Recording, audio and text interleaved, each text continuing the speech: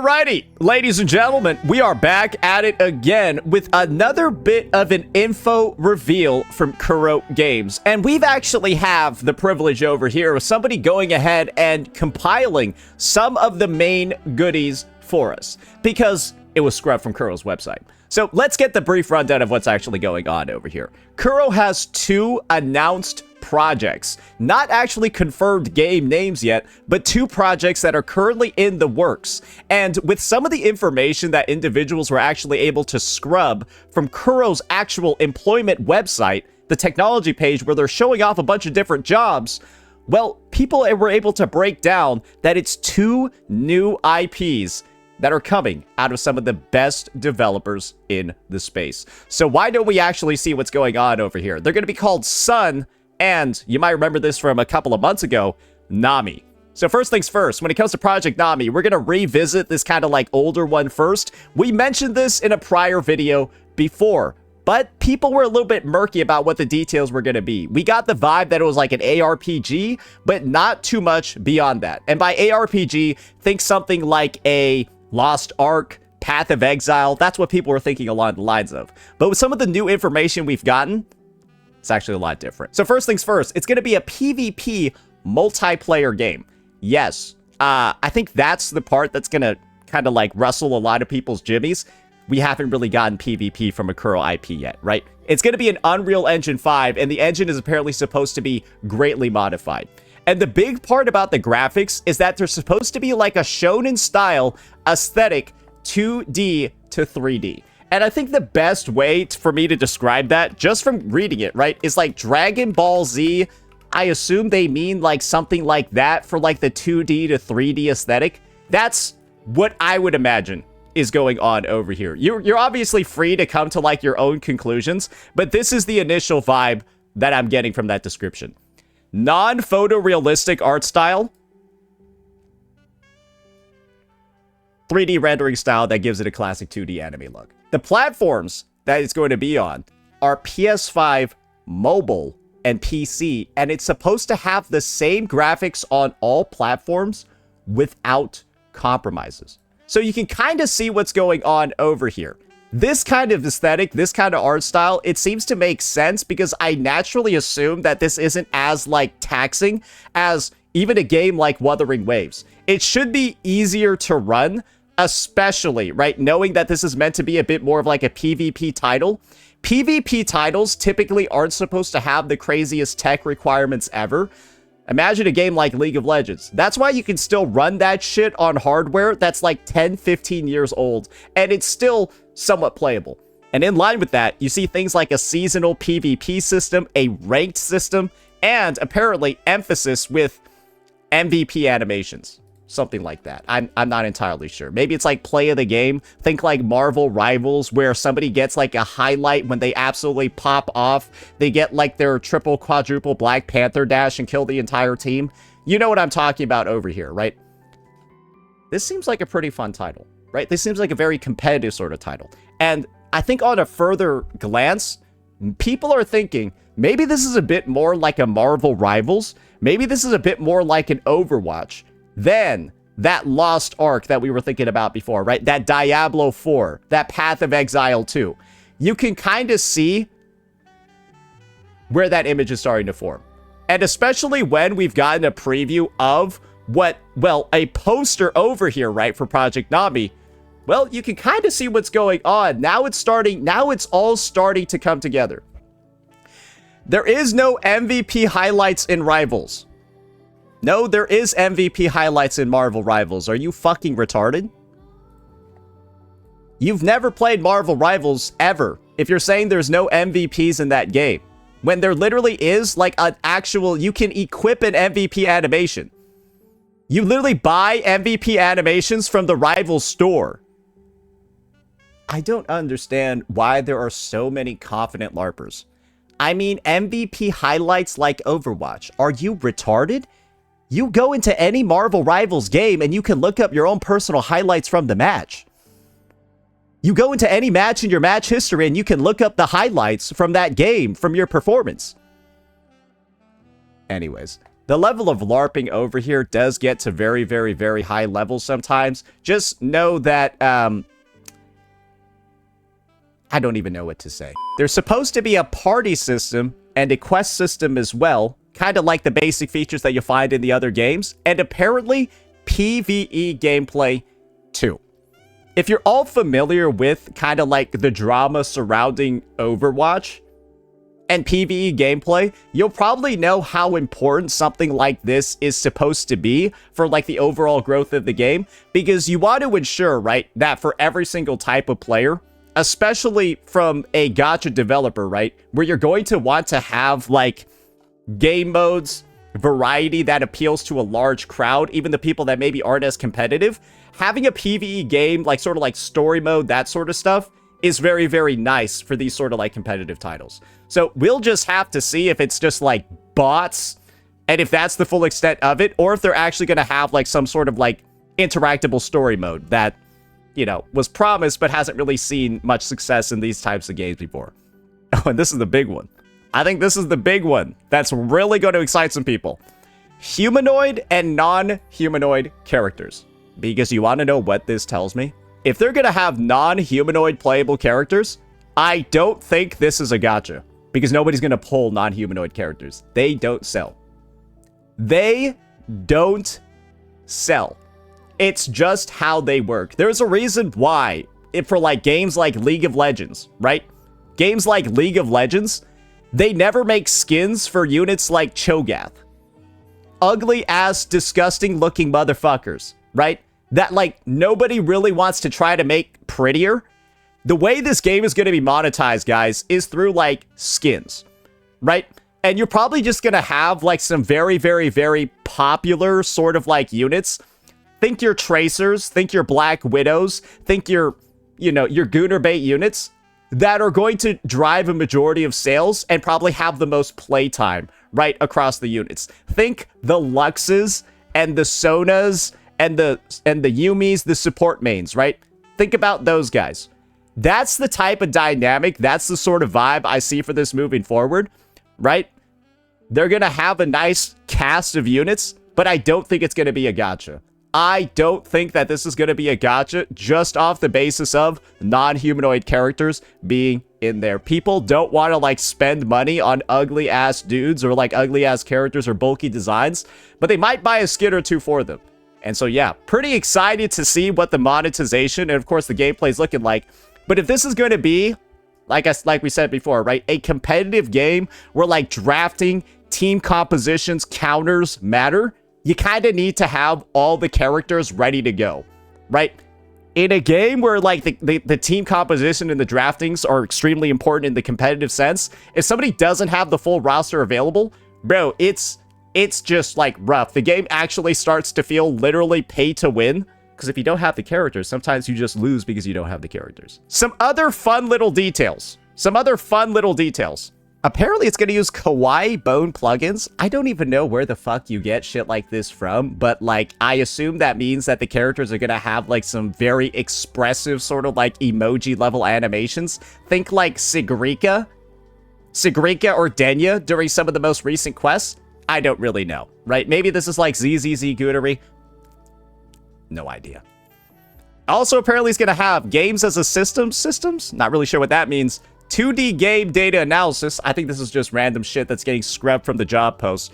Remember, guys, this is just like a rough summary over here of what people are grabbing from all the different job requirements, right? All the different job posts over here, and then kind of just like summarizing, right? What the like what all these roles are supposed to do, and then imagine that they're going to have some sort of, you know, implementation in game. Dungeon crawler modes, ray tracing, HDR, time of day, day cycles, all of that. Huge map with different biomes, bosses, characters have ultimates, main story, and side quests. Apparently. This seems to be a game that's promising a lot, and the main way that I'll describe it is this. It sounds like it's going to be an Overwatch or Marvel Rivals type of like hero battle shooter. Maybe it'll be more like a MOBA element. Think like Heroes of the Storm or something like that. Like maybe a bit more like arcadey, top-down sort of view. That could be the case, right? Like Smite, I don't fucking know, right? Deadlock, something along those lines. It's also going to have apparently like a PvE system and a main story and like a quest mode and stuff like that. So it looks like it's definitely a title that has a lot of potential. And with it being a completely new IP, we'll just have to see, right? How the sort of like crossovers, that sort of stuff works. Because there's a chance, right? Like, what if this is like the fucking Hero of the Storms of Kuro, and then like woo-wah characters and shit show up here? I don't fucking know. That could be it. That could be cool. That could be fun. But we'll just have to see. Because, yeah, I guess the actual like IP, the units, the designs, that's the main thing we have no idea about right now.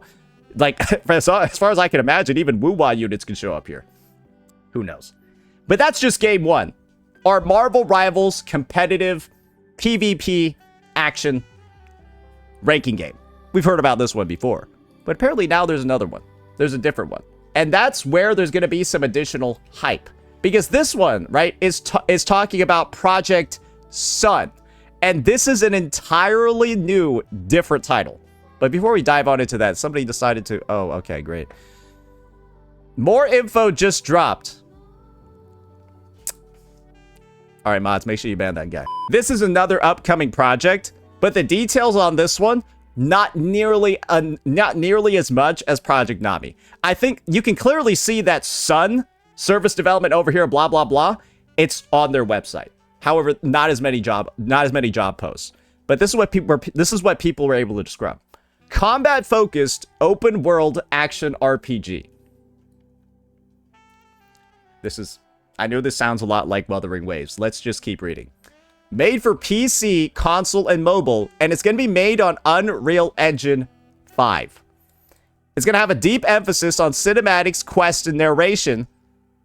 And the setting is going to be modern Western fantasy with sci-fi vibes, and also have competitive PvP. Part of me is thinking this is almost like... This sounds like an MMORPG. This sounds like Where Winds Meet. It's going to have time of day and lighting mechanics like woo-wah. It's going to have 2D art style integrated into the game itself, as well as trailers and other 2D marketing. I assume by 2D art style, they just mean the shit that they were doing in, like, Hiyuki's trailer. This is... I assume this is what they're talking about. Not like the characters are going to be 2D, because they already said the game was going to be 3D. Like this scene over here? 1,000 lives without end. If the gods offer no aid, I shall end the line of Mikos myself.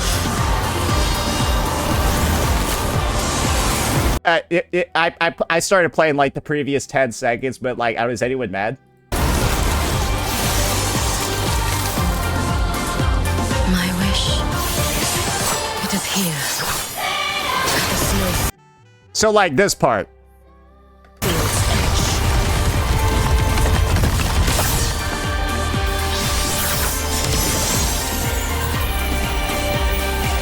If they're gonna do that, that's pretty badass. I'm gonna be honest. I think this is still the best showcase. Like, this is still like the best moment from a showcase yet. So like, they're probably like, yeah, we know this shit banged. We know this shit banged, so we're definitely gonna be doing it again. Because it did. It went fucking hard as hell. Mocap will be used for facial expressions and also other movements of the characters. And this is the main thing over here that's telling me this is like MMORPG Where Winds Meet vibes. The production value over here seems like it's a little bit too high for them to, I guess, like not really do that much with the game. Because right now it sounds, again, a lot like Wuthering Waves. But I feel like they're going to be leaning a lot more into maybe like the hyper realism in terms of like the graphics and the design. Which is why I'm saying Where Winds Meet. Because I don't know why else you're using like facial expressions and mocap and realistic animations and stuff like that. It's also going to have 3D to 2D transitions and a little bonus over here.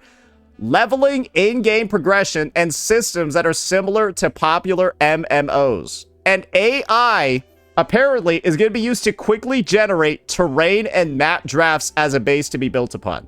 I know a lot of people are going to see AI, right? And think, oh my gosh, this must mean dog shit. AI is a tool. It depends on how you implement it. It depends on how you use it. And if AI in this situation is being used like a Path of Exile 2 map generator, which generates unique instances to vary your gameplay and add a benefit to the game. That sounds like a good implementation to me. If you're using AI to spice up people's gameplay, if you're using AI to actually make the experience better, this is not the same as just like having AI create your character designs. You're having AI create maps so that you have dynamic, divergent gameplay that allows for unique experiences for every player, which is really good. That's actually one of the things that makes a game like Path of Exile 2 so replayable, so popular, and also why it makes so much fucking money as like a free-to-play game. Because that level of RNG, that level of differentiation, that level of unique gameplay is something that has withstood the test of time, decades. It started with Diablo 2, bro. Diablo 2 decades ago, and that type of gameplay is so like permanent in what it can provide to players that it's still popular in the modern day. And apparently Unreal Engine 5 has a built-in map generator for the same exact purposes too. So, yeah. That's just, right, the initial take that we're gonna have just from somebody panicking about seeing the use of AI. Guys, generative AI, just because you're using it doesn't mean you're using it badly. Just because NTE is on the record fucking abusing that shit and like having to apologize for it because they used it so openly and shamelessly, right? That doesn't make every developer in the space using any bit of AI just as retardedly bad as them. But that's just another way how one gacha can ruin everything for everybody else. AKE did it by ruining sponsors. NTE did it by ruining AI. And now Kuro's over here having to tank the implications of all that bullshit. I think the part over here that's also really, really, really interesting to me is the modern Western fantasy, sci-fi themes, and Japanese fantasy that we're seeing over here. This almost seems like it could be one of those like multi-world traversal sort of games where you visit a bunch of different settings, you travel through time. Because this is like telling me you're gonna have some medieval shit, You're obviously gonna have the modern stuff, cyberpunk and sci-fi, but then also like Miko fantasy, all of that, like some Neo or like Sekiro shit. We'll just have to see. But that's a lot of different settings that they're looking to weave into this one as well. Makes me think it's supposed to be a game with a very like big sort of world. My personal take over here is that Kuro's obviously doing a lot of very, very, very ambitious stuff with these titles, but we also got to keep in mind that Wuthering Waves was Kuro's first implementation of like an open world, right? First implementation of like that whole like dynamic action RPG. And my personal take is, guys, this. They did a really good job with Wuwa, knowing that Wuwa was their first time doing a lot of different things. And the first time that Kuro did a lot of stuff in this game, it's better than other developers doing it on their second, third, fourth, 15th time. And so when it comes to a new title like a Marvel Rivals, looter shooter, Overwatch, fighter, MOBA, whatever it is for Project Nami, competitive game, and then of course, right, moving on to Unreal Engine 5 for Nami as well, and then also implementing Project Sun. Well, let's be honest here. I don't see any reason not to have full confidence that they're going to release a very, very good product. And even if it is a product that has a couple of issues on release, we'll know that Kuro is a team that fixes stuff really fast and will actually listen to feedback and then eventually make the game very, very, very good. Not a lot of other developers in the space have that level of trust. For example, if Varsapura from Hoyo releases like shit, nobody's going to think it's going to get fixed. When Honkai Nexus Anima releases and it's a piece of dog shit, right? Yeah, bro, this game is just porting over the models from their older games. Bro, they just straight up ripped the model of Blade and put it in here. Like, you know this game is not going to get fixed when it releases and it's bad. You don't have any confidence this game's going to, like, become good. Or, like, get better. I think that's the opposite of what's going on with Kuro. Like, nobody looks at this and they're like, wow, excited. Oh my gosh, this changes everything. Gaming's changed forever. Nobody's saying that about this. I think there's a decent chance we might be saying it about some of these titles coming up. So yeah, this is just a little bit of an overview over here. And once again, great privilege for us having some of this information compiled. And as a final sort of like caveat, a final sort of like, you know, disclaimer over here, I'm not Chinese, right? But all I know is that these games have been mentioned a lot on Kuro's employment page. And so I'll take the guy summarizing this. I'll take their word for it. But if it turns out that something in there was wrong, how about you go ahead in the comment section, you let us know exactly what was summarized incorrectly, and then we'll just take your word for it. Because again, I'm not fucking Chinese. I'm not going to make myself responsible for getting all this 100% right. I think Google did an okay job, and of course, nothing in the summary post over here seemed that crazy anyways. Let me know what you all thought about this update. Peace out.